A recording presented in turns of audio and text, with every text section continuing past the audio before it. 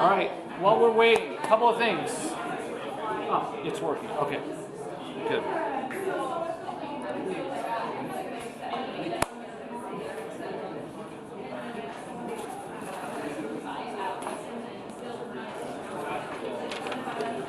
All right, so if anybody has extra credit from last week, you can hand that in now or at the end. Another opportunity for you, okay? So this one pertains directly to something that I am involved in. So in this classroom and in every classroom, we have research students that are my ducklings. So we're conducting a study. It's a human study. We're looking at something called behavioral inhibition in human beings, okay? And our main goal is to try to get an abstract into experimental biology, which is a major physiology conference that occurs once a year. They rotate through states and cities. It's going to be in Chicago in April. So we need data. So we have 2 slots. There's a 3 o'clock slot and a 4:30 slot if you want to volunteer. Monday through Friday, my research students stand for a second so they know who you are. You can contact any of these people. They're part of this study. There's also people in other sections, okay? On every day of the week, there's somebody you could contact to, and they can put you into a Google Doc. It's a relatively easy study. It's about a half hour of your time. It's worth extra credit to you, okay? So it's no different than any of the other things. I'll give up to 9 extra credit points this semester, so some people are on the verge of that, okay? So it's a half hour of your time. You may or may not be exposed to 4% or 7% carbon dioxide. In the process, you get to play a video game, and you get to go see our cool lab. So if you're interested I have a list here of the people and their email addresses, but they're all in here. Everybody that's in here that just stood up could schedule you. It has to be 3, and there's one session that starts at 3, and there's another session that starts at 4:30 because we're also taking saliva, and we're analyzing cortisol. And cortisol is a circadian hormone. It peaks about 6 or 7 in the morning, and its low point is about 11 or 12 at night. So we're collecting all our data between 3 and 6 in the afternoon, so we can't do earlier times, at least not for this study, because once you start a time, you have to finish a time. So if you're interested in getting some points, yeah. Just one time. Basically, it's a half hour to 40 minutes of your time, one time. It's actually not that much different than going to see a talk. It's your cool lab, so you could help us out. I'll give you 3 or 4 points for it. So just contact one of the people, and if you want, email them, that's fine. If not, anybody in this lab can schedule you. All right? So it's another opportunity, something cool. You too can say you were exposed to 4% CO2. All right, questions from last time. We were doing the brain, just to remind you, last time, before the exam. The brain, yes, that one.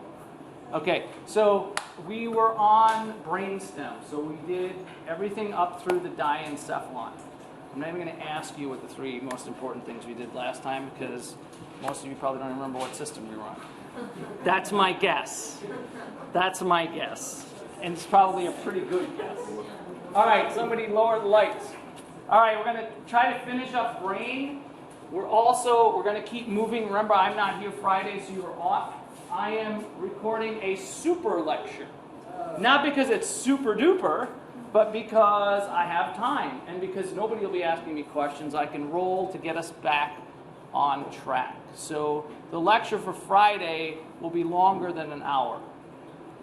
Okay? No, I'm not kidding. I'm not kidding. So, a super lecture. So it'll be much more efficient. You can listen to as many times as you want between Friday and Monday. Okay? So anyway, just so you know that's up and down. All right, the brain stem. This is the 3rd major part of the brain. And it contains 3 parts, and we've shown this. The midbrain, the pons, and the medulla oblongata. A lot of people within neuroscience and even physiology just refer to it as the medulla. It's not completely correct because there are medullas throughout the systems. All right, so that's the brain stem. The midbrain functions include the following. It relays motor and sensory impulses. So it's a two-way, right? Because the motor, remember, the motor information is coming off of the ventral side of the spinal cord, right? It's moving out. The sensory information is coming in on the dorsal side of the spinal cord going in. It's involved in hearing and visual reflexes. So not only is it motor and sensory, but specifically hearing and auditory pathways. Visual pathways. Yep. So the visual reflexes would be like if something's moving, you look at it? Yeah. Or like blinking because of... Blinking too. So remember, the brainstem area is an area where the autonomic nervous system is located. Remember, the automatic nervous system. So a lot of these things like blinking, you don't think about, right?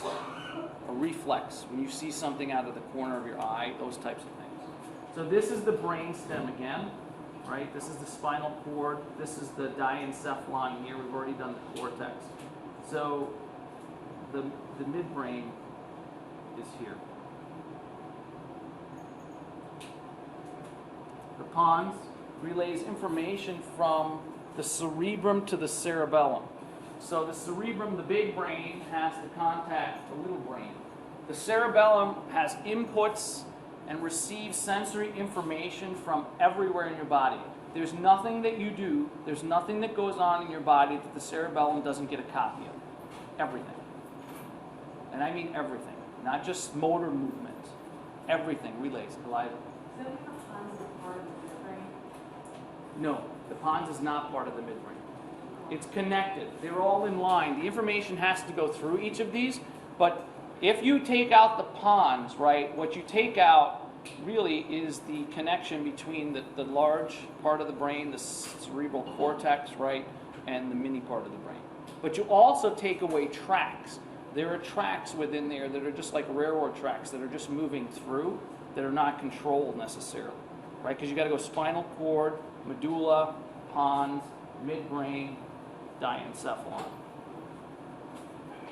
So that's the pons, which is a larger area. It also has a lot of involvement in breathing and cardiovascular control.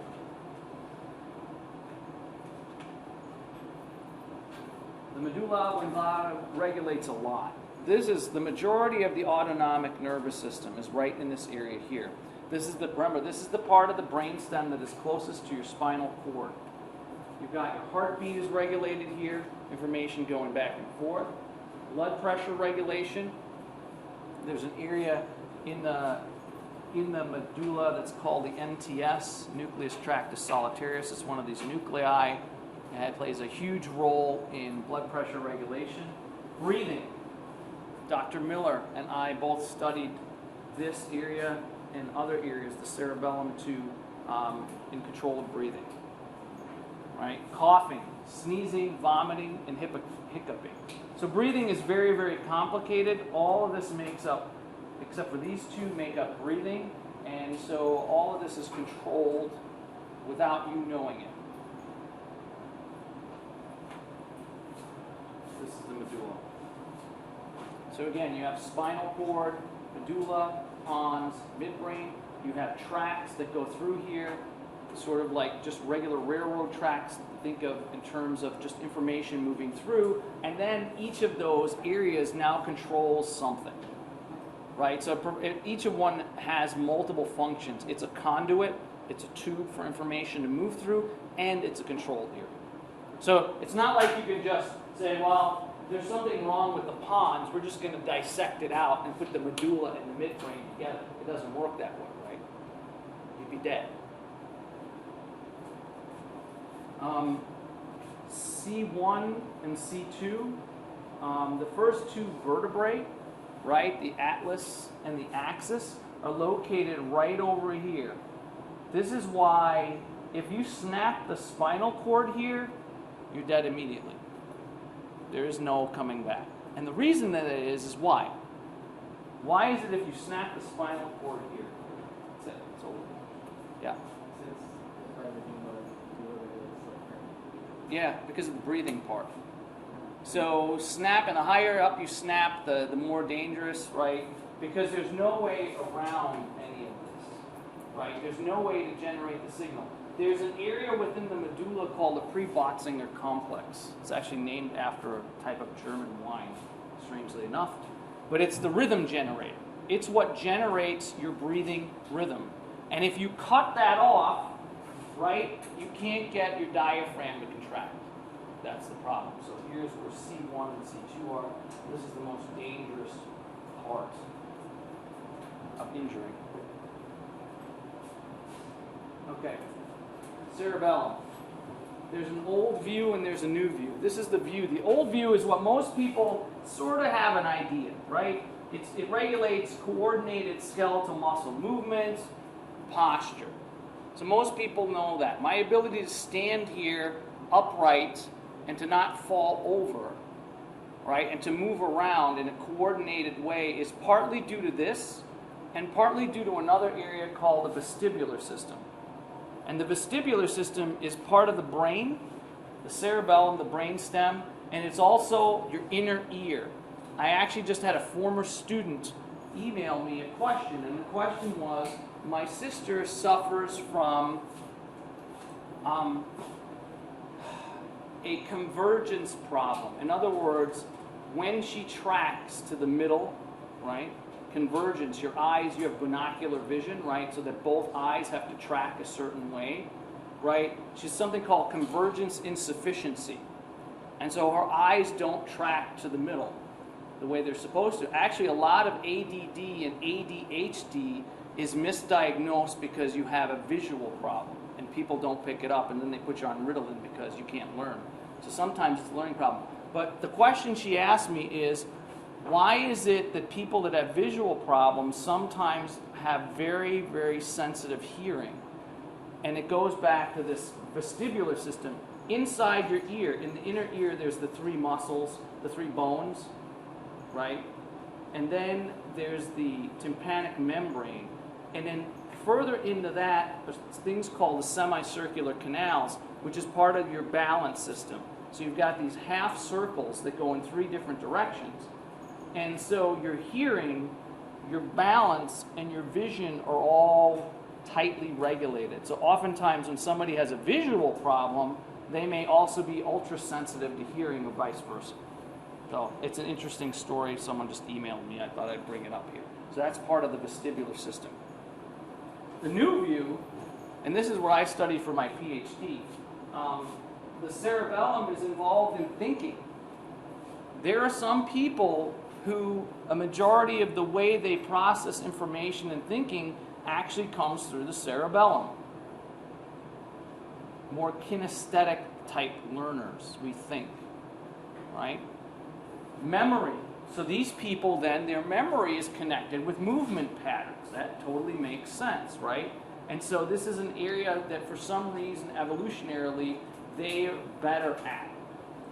They just tend to be better at things and memorizing and remembering things that they can physically do it. That's because part of the processing is involved in an area that's designed for processing movement patterns.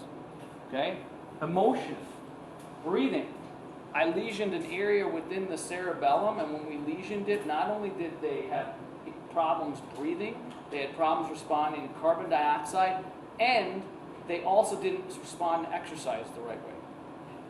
All because of small nucleus in the cerebellum. So there's breathing, there's control, there's also learning. So some people, if they have damage to their cerebellum, they can't learn the right way. Which is interesting because if you had asked somebody 20 years ago, they'd say, well, they probably have movement pattern problems. Okay? We actually lesioned this area, and our goats didn't have any movement problems. I could put them on a treadmill and exercise them just fine. I put 70 millimeter stainless steel tubes in their brain and had them recover, and they could exercise on the treadmill with a mask on. So, you know, what we think this thing does and what it actually does are probably not exactly the same thing. But the new view is this. So the old view is pretty much what everybody thinks. Balance, right? If you have balance issues, you might have a cerebellum problem. New view is a lot of learning actually goes on in the cerebellum. Okay. So this is the mini brain. Yep. Go. So is it only meninges or is it both? It's both. Okay. Yeah, it's both. I just wanted to present it to you. And it's both. It does both the balance and the coordination, but it also does all these other things. If you think about it, evolutionarily speaking, right, the brainstem and the cerebellum came first. The part of the higher level brain, right, the cerebrum is actually very, very new. Most animals have a brainstem, spinal cord, and a cerebellum. They don't all have a very well developed cerebrum. Okay, so it makes sense that some of this processing would have gone on there, low level processing, especially animals, right, who are movement oriented organisms, and they have to remember things in terms of what they do. Once you get into hominids, right, you get into the great apes and monkeys, then it starts to change, right? It's more evolved. But these two parts here came first, so it makes sense that this would have some role in that if this is still the autonomic stuff. All right, so here's the cerebellum from another view. And that's, okay, where is the primary cortex located? Eye clicker question.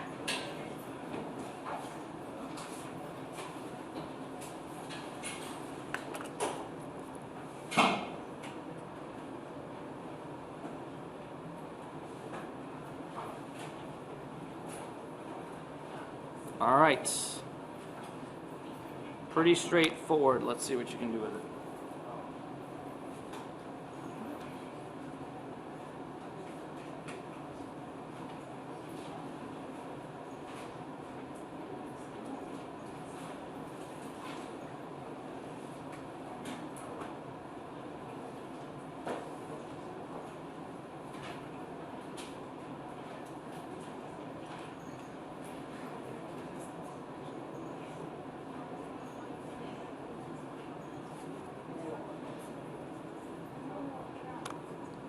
All right.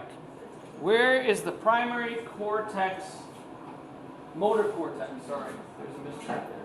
Motor cortex. I have to fix that. So if you got it wrong because of that, sorry. It's primary motor cortex. Okay, so where's the primary motor cortex located?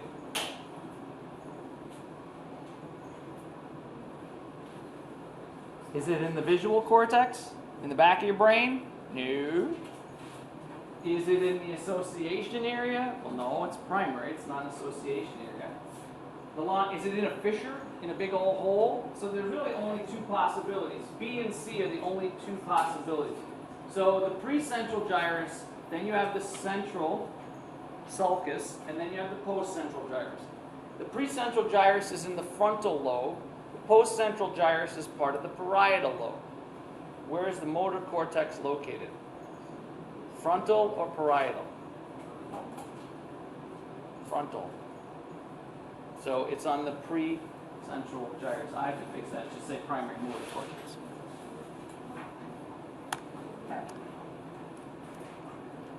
Oops. Let me get this thing out of the way. All right, let's talk about the meninges and cerebral spinal fluid. Everybody here has heard about meningitis. You probably all have the meningococcal vaccine. There are two forms. One is bacterial and one is viral. Okay? There is nothing you can do other than antibiotics for the bacterial one. The viral one is the one that's the most deadly, but they're both dangerous, and that's the one you have the vaccine for. Okay? The meninges are a covering of your brain and your spinal cord. All right? And they're really thick, and they protect the brain and the spinal cord. So there are three consecutive layers that cover and protect the CNS.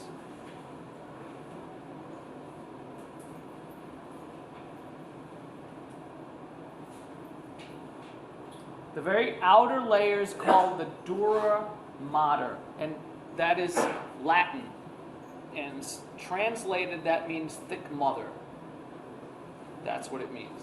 It is very, very thick. It would be hard to penetrate it with a sharp scissor. It can be done, but it's not easy. Okay? And it's the most superficial layer. Above the dura is the epidural space. You've probably heard of an epidural before, right? And in that epidural space, you have contact both in the brain and the spinal cord, right? Mostly when you're doing a block for a female who is having a baby. That's when they usually do it, because what they do is they will feed in a catheter and do an injection with an anesthetic. That anesthetic bathes that part of the nervous system, the cord, and then you can't feel that area of your body anymore, if it works. If it doesn't work, let me tell you a story when it doesn't work. So, when my wife was pregnant, having our firstborn, she was in a lot of pain. Okay, we didn't do the non-drug-free thing, by the way. I'm all about bringing on the drugs. Bring them on. I'm paying anyway, bring the drugs on. For her and for me. They wouldn't give me any. They said, I'm not allowed to give you any. You're the father. So I said, that's fine. If you can, I'll take some. So anyway, when our first child was being born, my wife was in a lot of pain. So they gave her an epidural. Anesthesiologist comes over, you get sideways, they got to go into the back. This is very uncomfortable. Baby's got a big baby in front. You're trying to fold the woman over. It's not a good idea. So anesthesiologist gets into the space, and there's a machine that's injecting the drug. And as the machine injects the drug, I see my bill keep going up and up, right? Because every milligram that goes in, I'm getting charged more. I'm not getting any, but she's getting a ton. Well, I tried. They won't give it to you. I tried. I was very convincing, by the way. So what ended up happening is it didn't work. But they kept injecting, and it didn't work. And the reason it didn't work is because they didn't get it exactly into the space, and so there was a block. So it never actually hit the spinal cord. And so the epidural, if it doesn't get into that space, then it doesn't work. Another thing for you men, if you're going to be in the delivery room, this thing, see this thing? Take it off. Put it down, leave it home. You're going to give your wife your hand, give her the other one. Because when she's in pain and she has a contraction, she's going to crush your hand like the Incredible Hulk. And you're going to scream and have a mark. I know. You don't want to do that. Don't. Leave the ring at home. Drugs are good.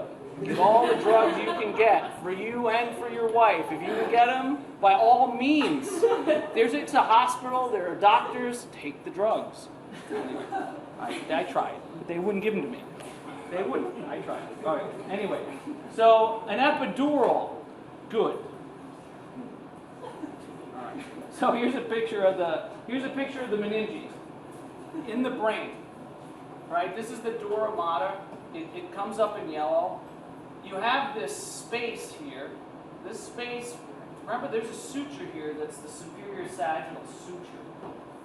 All right. Underneath that suture is a space, and it's called the superior sagittal sinus. We haven't done blood vessels yet. But a sinus is a vein-like vessel.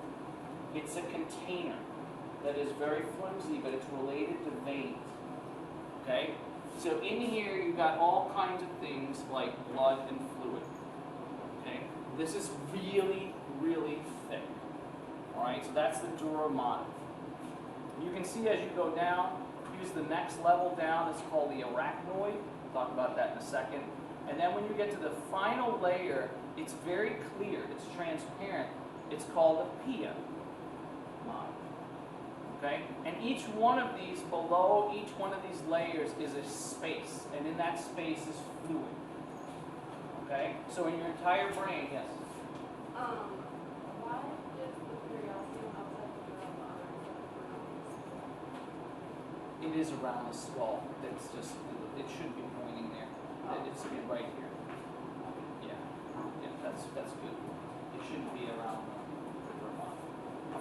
So there's a space in here where there's blood flowing. So all of the blood from your brain starts to pool before it goes into your veins, into these superior sagittal sinus.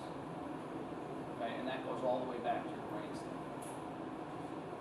Here's another view. Here's the superior sagittal sinus. Here's the two hemispheres of the vein. Here's the dural venous sinus inferior. Again, here's the pia, subarachnoid space. Then you have the arachnoid. So any sub means below, right? So subarachnoid means below the arachnoid, right? So subdural, if you ever heard of a subdural bleed, like if somebody takes a hit, that means that the outside of the skull might be fine. The dura mater is probably fine, but the bleed is immediately sub or below that space. So that's what a subdural bleed is. It's not actually touching the brain, but it is dangerous. Why? Why is a subdural bleed dangerous? Pressure. It's all about pressure, right? Your head is an encasement, and there's no way to relieve the pressure. So sometimes what has to be done in really bad situations, they'll take a drill, and they will drill through your skull to get to that area to release the pressure. Sometimes, depending on how swollen the head is, and I've seen this, they will cut out a square of your skull.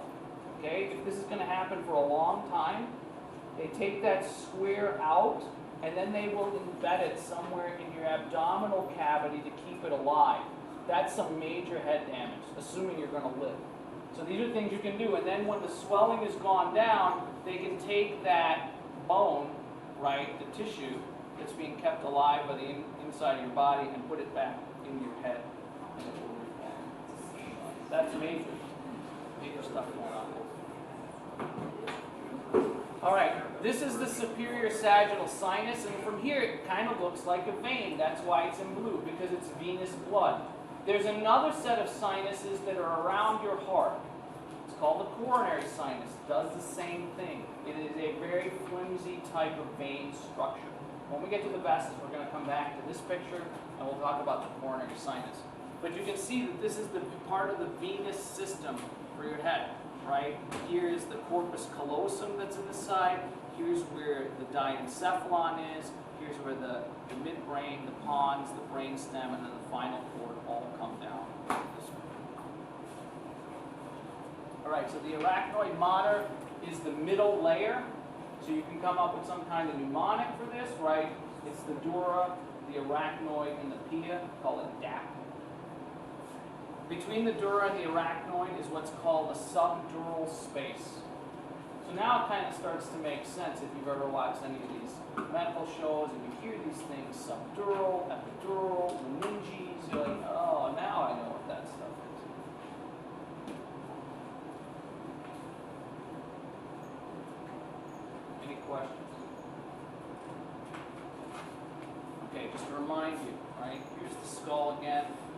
First one is the dura, here's the subdural space, here's the arachnoid mater. And as you go from dura to pia, they get thinner and thinner.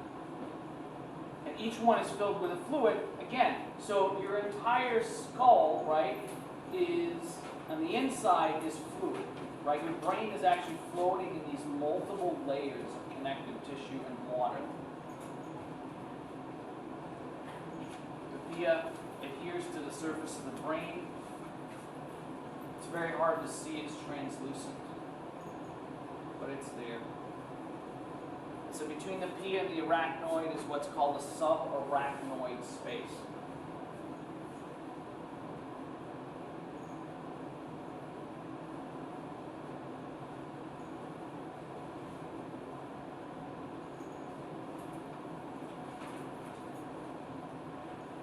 The subarachnoid space is filled with cerebral spinal fluid. CSF, remember, is very much like blood. It's very much like the plasma of the blood. No red blood cells. It's what bathes your brain and your spinal cord.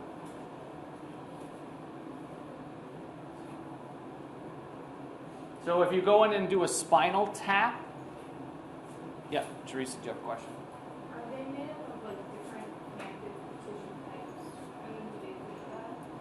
The layers? Yeah. They are. So Teresa's question, are the layers made up of different connective tissue types? They are, but you don't have to know them.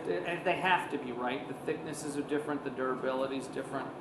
So you could kind of guess as to what they might be, but you don't. I won't hold you down. So the CSF. So let's look at the PIA there.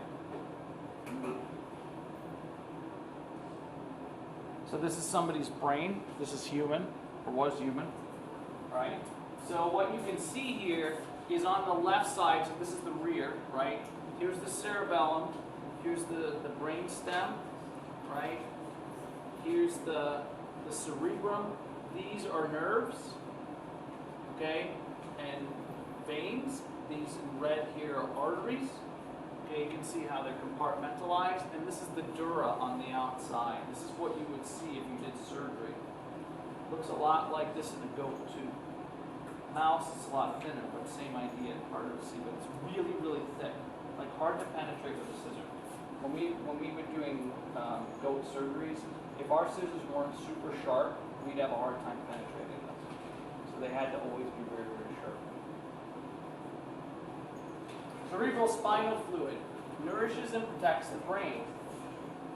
Okay? Cerebral spinal fluid. Brain and the spinal cord. It circulates through the subarachnoid space and the central canal of the spinal cord. We talk about where it's made.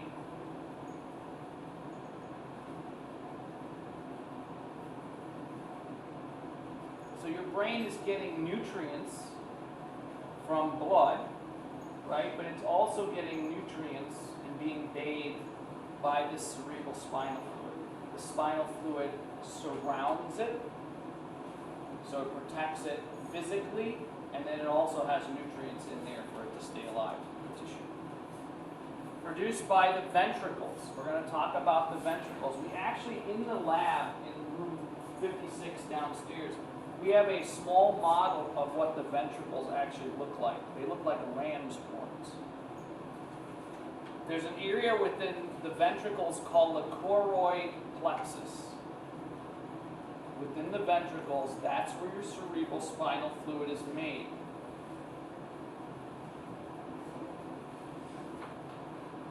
And the type of cell that makes the cerebral spinal fluid in the choroid plexus is called an ependymal cell. We already talked about an ependymal cell, because an ependymal cell is what type of cell? It's a glial cell. That's exactly right. So the glial cells in the choroid plexus within the ventricles make the cerebral spinal fluid.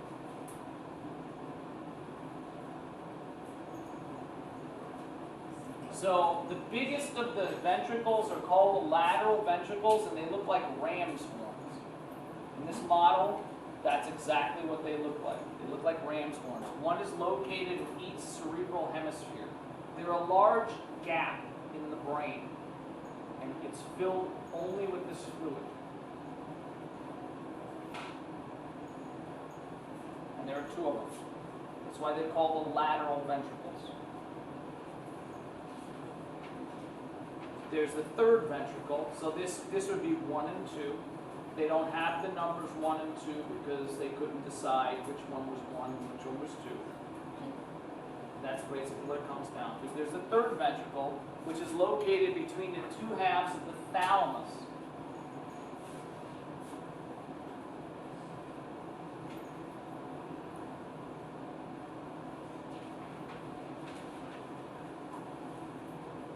There are 4 total ventricles. Okay. The fourth ventricle is located between the brainstem and the cerebellum. And then from here it goes on into the spinal cord. Remember, the cerebral spinal fluid is in all of these ventricles, and it's flowing downward into your spinal cord in the central canal. That's when they do a spinal tap, that's what they're getting at. Cerebral spinal fluid. Now, if and when this stuff flows the way it's supposed to, everything works great. As you get older, one of the things that happens is, and this is in all parts of your body, is calcification starts to occur. It happens in your arteries. We call it atherosclerosis. right? Too much calcium builds up. That same amount of calcium can build up in the ventricles. And if it does, what do you think might happen? What happens if calcification starts to go? It happens in your kidneys too, in the ureters. Brain damage? Well, that's the most extreme, is brain damage. What types of things? Arju? That, again, stroke is blood. A stroke, you wouldn't get a stroke from this because this is the cerebral spinal fluid. A stroke would only occur in the vascular system. What about like mild headaches and back pain? Headaches, back pain, balance issues, problems with mood. Go ahead. Say that again. Yeah, forgetfulness, mood changes, personality changes. Because what happens is you're starting to put pressure on the brain from the very inside. And if this stuff isn't flowing all of the time, that can happen. It can happen to you as a child. I'm going to show you a picture of a child and what happens when you're born this way. And it can happen to an adult. And all kinds of things that can happen. If once it's diagnosed, you can diagnose it with a CAT scan or an MRI, then what you have to do is put a tube in there called a shunt. Okay? And what they do is they will feed a tube into that area, and then they'll shave the back of your head so you'll see this tube on somebody, and then they will run that tube down your neck and into your abdominal cavity where it will then drain. So part of your CSF now drains away, and a lot of these symptoms go away. And they have shunts that have solenoids in them. And a solenoid basically is a small mechanism that opens and closes a door. So you can adjust how fast the fluid goes through. Okay? I'll show you a picture of a baby that has this issue. All right? And how they fix it. Is it endocrine disruption that causes it, like the parathyroid hormone? It could. Teresa's question is, what's causing the calcification? We don't know. In an older person, it could be dietary, it could be hormonal. In a child, it's congenital. But it could be a PTH problem, yep. Where does the calcification occur? It occurs actually in the ventricles themselves. I'm going to show you how thin some of these ventricles are. The lateral ones are huge. But the third and the fourth ventricles are like these little tubes. And it's in these constricted areas where it builds up. It doesn't take much buildup to stop the flow. Okay? So here are the ram's horns. These are the lateral ventricles, okay?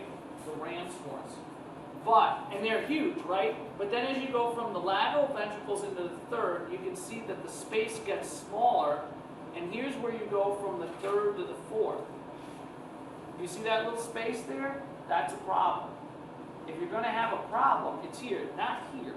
If you're going to have a problem, you're going to have it here before you get into the central canal. So those are the lateral ventricles. That's the third. And again, you can see that the constriction points here, right?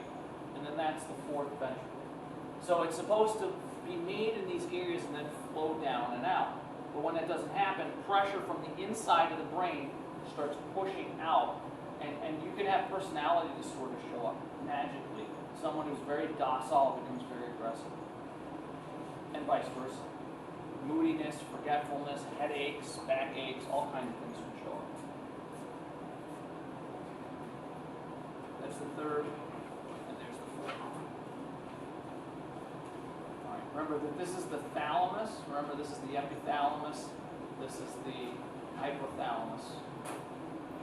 You can see that this is, you can't see, this is the corpus callosum, right?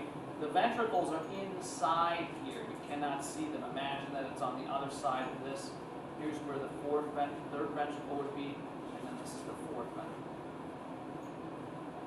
Again, this is a human brain, so you can sort of see where all of these vessels are. Hard to see. Here's the thalamus, right? The hypothalamus, the epithalamus.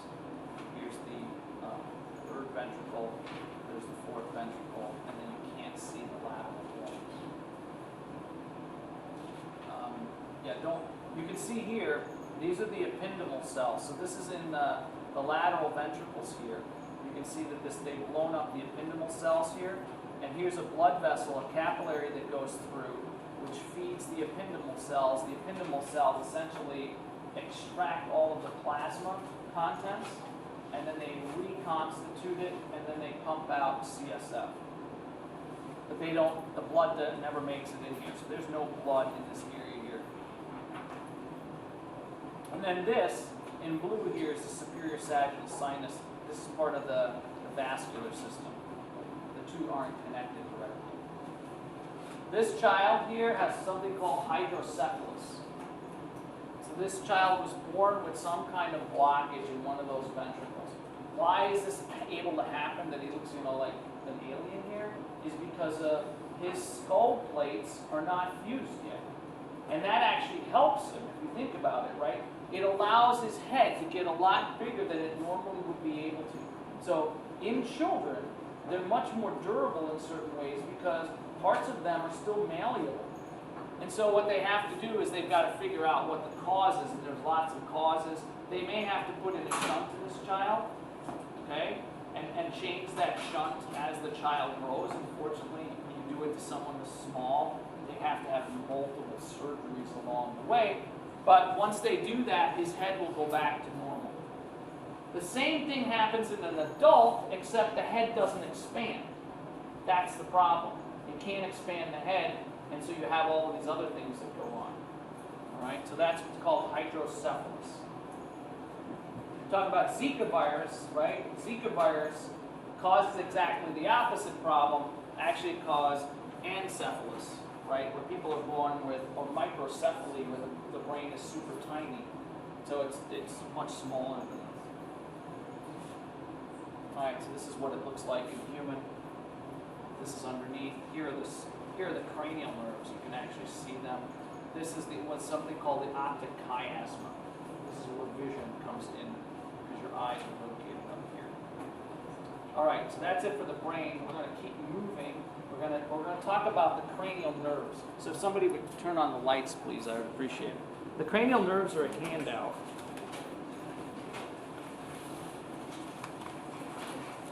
You have it. If you don't have it, it's online in e-learning.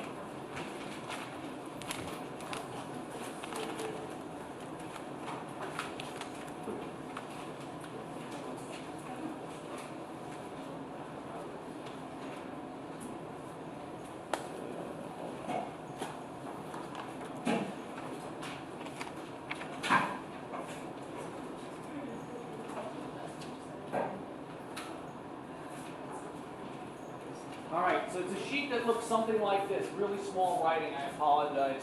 It's the only way I can get it all in. We're going to talk about these individually. Again, I figured out a couple of years ago that it was easier to actually do this because it's all right there. There's no writing, there's no guessing. Everything you need to know is on this handy-dandy sheet. So let's talk about it. There are 12 cranial nerves. I suggest first and foremost you make up a mnemonic. There are mnemonics out there on how to remember them in order. Okay? So that's the first thing. You got to remember them. However you want to do it. The nastiest, most foul mnemonic you can make is the best mnemonic ever. Just don't tell me what it is. I don't want to know. As long as you remember and do well in the exam, I will be happy for you. But that is generally true.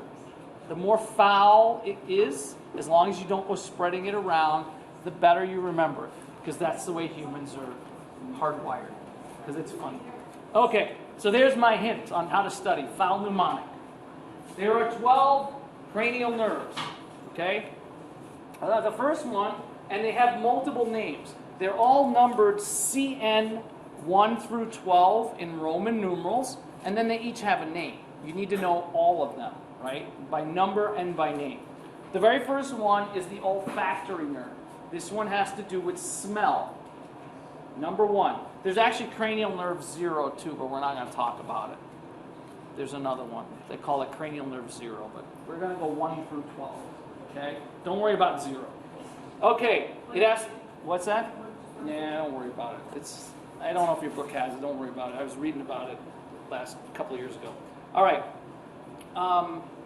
It has to do with function of smell. Now, each of these nerves has multiple categories that it falls under. The cranial nerve 1, the olfactory nerve, is a sensory nerve. In other words, it brings information only in one direction, going towards the spinal cord, the dorsal side, and up into the brain. So, and then I give you some helpful little pathology on the left side here, right? To help you remember and say, here's something wrong with it. Kind of a clinical thing. So, loss of smell is called anosmia.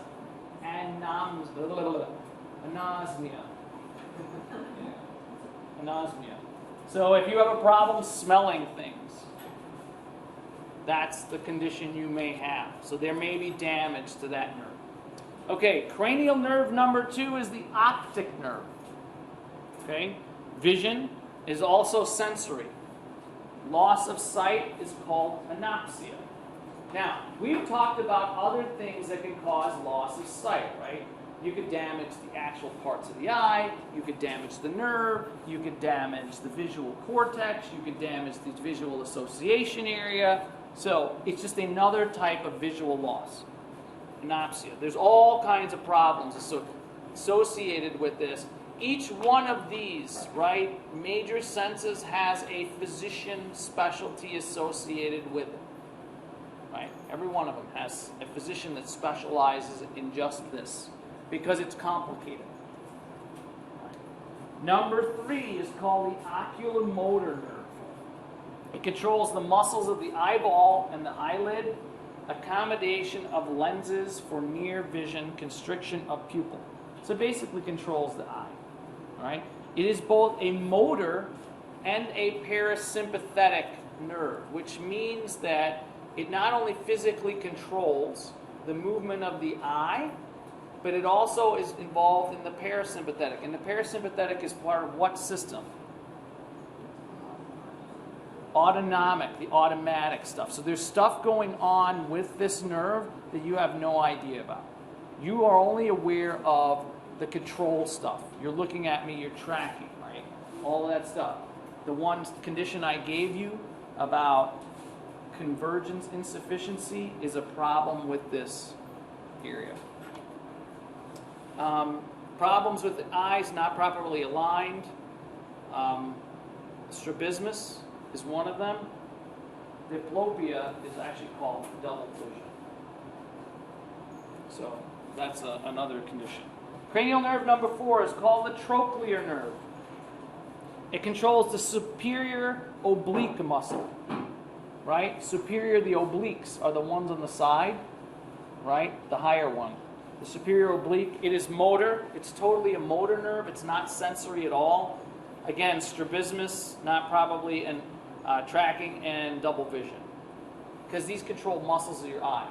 So if your eyes don't track, if you've ever seen someone who's got conditions where their eyes go in different directions, it's usually fixed when they're a child. Or if they can't converge together, if they can't diverge together, right? Those are nerves that are usually affected. Number 5 is the trigeminal nerve. It supplies chewing muscles and sensation to the face. Now, the face has multiple cranial nerves that go to it, including facial. Right? But the trigeminal chewing muscles, so part of the muscles in your jaw, okay? It is both a sensory and a motor, so it's what's called a mixed nerve. Loss of chewing function and facial sensation. So if you have loss of facial sensation, you can't necessarily say it's trigeminal. Right? If you go to a neurologist, he or she's going to do lots of tests because lots of things innervate. You can only say, hey, it may be trigeminal, but then they have to do lots of tests, right? Cranial nerve number 6 is what's called the abducent nerve and controls the lateral rectus involved in eyeball movement. So you can see that we've got optic, number 2, oculomotor, number 3, trochlear, number 4, trigeminal, number 5. Okay, and then we've got number 6, the abducent nerve. They're all controlling the eye. So you might want to put them together in themes to help you remember them. Okay, that may help. Just a hint. The abducent nerve is only motor. It's not considered mixed. Again, strabismus, diplopia. I just put some simple ones in there for you. These aren't the only two. I just didn't want to confuse you too much. I wanted to give you options to get things right. So any one of these could work. Number 7 is the facial nerve. This supplies muscles of the facial expression, taste, 2/3 of the tongue. If you have a problem with the facial nerve, you may have a problem swallowing. That's your biggest problem, okay? Because it controls 66% of your tongue muscle. That's a problem. You know, not being able to smile, that's problematic, but not being able to swallow is a big deal. All right, sensory and motor. There's something called Bell's palsy. It's a paralysis. It's a palsy is a paralysis that's nerve-driven. All right. We talked about cerebral palsy, which is a paralysis caused by a part of the motor system in the brain not functioning right. This is Bell's palsy, and you'll see people's face, the side of their face will droop. They look like they have had a stroke. They haven't. And sometimes it goes away. So it's not even permanent. Usually there's something else that's gone on to cause it. Number 8 is either called the auditory or the vestibulocochlear nerve. The cochlea is the inner ear, right? Those semicircular canals on the inside. That's why it's called the vestibular, because it's part of the vestibular system. We call it the auditory, equilibrium, hearing, balance, and hearing. It is a sensory. So things like vertigo. Sometimes people get this temporarily when they're sick. Sometimes as we age, we start losing our balance, we get vertigo. Tinnitus. Tinnitus is something that rock stars get a lot. And tinnitus is horrible because if you expose yourself, the worst thing that can happen to you is not losing your hearing, believe it or not. Talk to anybody that has tinnitus, and they will tell you they much rather would have lost their hearing. If you get exposed to high decibel music a lot over many, many decades, you get this ringing in your ears that doesn't go away. That's tinnitus. And that will drive you crazy. So you're much better off actually losing your hearing. Teresa, you have a question? So the random ringing of the ears isn't tinnitus? The random ringing of the ears, usually when you get a that's your hearing dying. So if you're ever sitting around and all of a sudden you get a random everybody's heard that before? Those are the hair cells that make up your hearing that are being destroyed. Every time you hear one of those, it's like an angel gets its wings, but in this case the angel loses a feather. Yeah, you're actually losing part of your hearing. It's partly because of damage. Tinnitus never goes away. It's really obnoxious. A lot of rock stars have it. And they're older. You know, most of these guys and gals are in their 40s, 50s, and 60s. The ones that are current now will get there too if they don't do things to protect their ears. There was another question, Alex. I don't know. I don't know if there's a way to block it. There may be a nerve block or something they can do, but from what I've heard, it's really obnoxious. It's almost like Chinese water torture because it hardly ever goes away. They must be, because there are still people that are performing that have it. And they're well documented that they have it, and they're still performing, and they have to be able to function on a daily basis. All right. Number 9 is the glossopharyngeal. This is the other 1/3 of your tongue. Sensation of the throat and swallowing. If you have a problem with the glossopharyngeal, you may have what's upper airway, the pharynx muscles may not work the right way, including giving you things like sleep apnea. Okay? It's a motor, it's a mixed nerve, and it's parasympathetic. This is also the nerve that connects from, there are things, we haven't done respiratory yet, there are these sensors in your carotid, the common carotid arch. There's 2 sets of sensors. There's the baroreceptors that sense blood pressure. The others are the carotid bodies that sense carbon dioxide and O2 levels.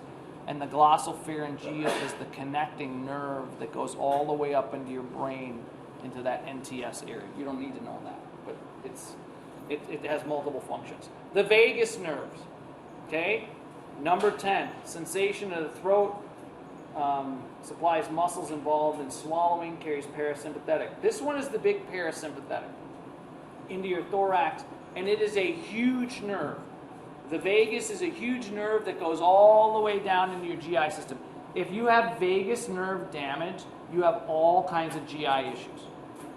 One of the labs that they used to do for the medical students, and since I was a physiology grad student, we don't do these anymore, we used to have something called a dog lab, which was the most awesome experience for a medical student or a graduate student. You basically spent 10 hours one day doing surgery on an animal that was alive. You did everything. It was awesome. Drugs, all kinds of surgeries, cauterizations, paddles. One of the things we had to do was we had to make sure that when we were doing surgery, we didn't cut the vagus. Because the vagus is where your parasympathetic output comes from. And if you lose that, you're sympathetic heavy now. All right, now you got some problems, and your GI system doesn't work. Remember, that's the rest and digest. So the vagus is really important. Number 11, the spinal accessory nerve supplies the trapezius muscle and the sternocleidomastoid. Sternocleidomastoid is a muscle that runs from the sternum up until the mastoid process. So it runs all the way down to here. Okay, and your traps. So it's all motor. So if you have problems with the spinal accessory, your trapezius complex, which is massive, by the way, you guys are studying that now, right? There are three directions that the trapezius will pull: up, sideways, and down, and it makes like a triangular, diamond-shaped muscle. That's what the trapezius complex looks like on your back. It's massive. So if you got problems with this thing, you have lots of problems, okay, with your back. And the final one is called the hypoglossal. Number 12, supplies muscles responsible for movement of the tongue. So there's a couple of them involved. There are 3 of them involved with the tongue. It's totally motor. This one would give you problems with speaking and swallowing. So I would start memorizing this sooner than later. It's all right here. Okay? So we'll move on to the next section next time. We got one more day together, and then I'm gone on Friday. So again, if you're interested in helping us out with our study, talk to one of our handy-dandy lab people. They'd be happy to schedule you, and once I know, they will let me know who you are, and if you do the study, and then I will give you the points. Okay? You don't have to let me know, they will let me know. All right, well, thank you very much, and have a wonderful day. I kept you a little late. Yes.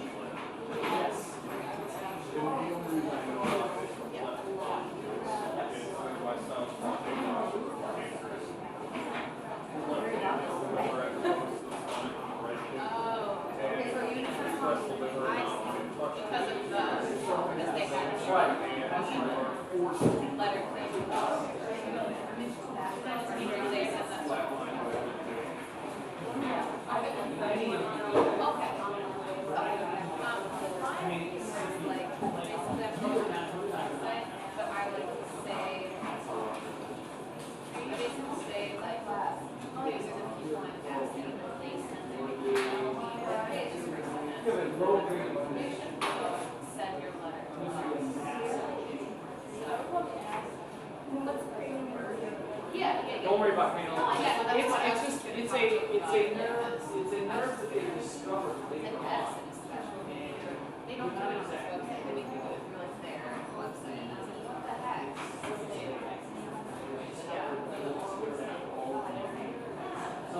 Pretty much everywhere lets you do it on this website, and that's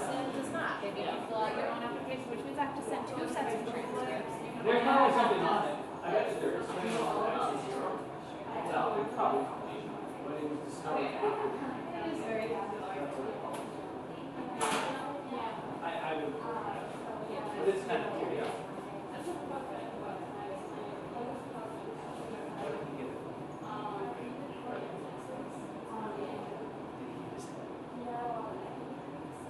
Oh, yes. So how does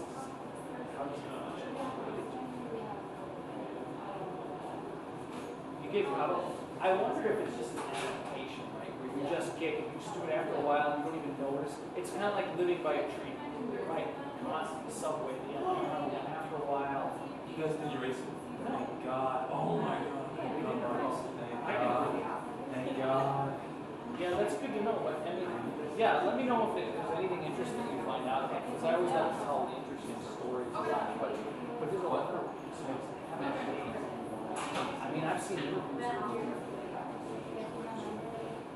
So if you're trying to do something, and every once in a while you start paying attention, when you're busy, it's like see them doing something. This one's it? They want to sit there trying to compose or do something. And it you know, it throws off like their pitch, and it throws off like they can't. That's wrong, you know, like, and they know it because they have such good pitch to begin with. But yeah, so it's gotta be cool.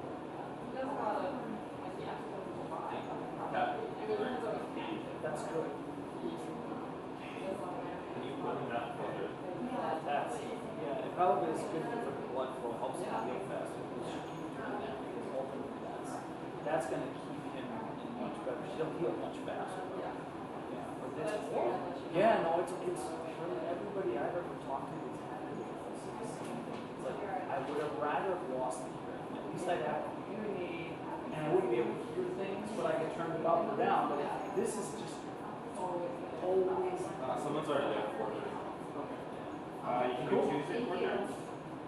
So I think we got a few. I think we got a few I'm people. gonna get it now. Yeah. Good. Thank you, sir. Let me just shut this thing off because we're. I have to make sure, like I was talking to the board, to make sure to, since I'll be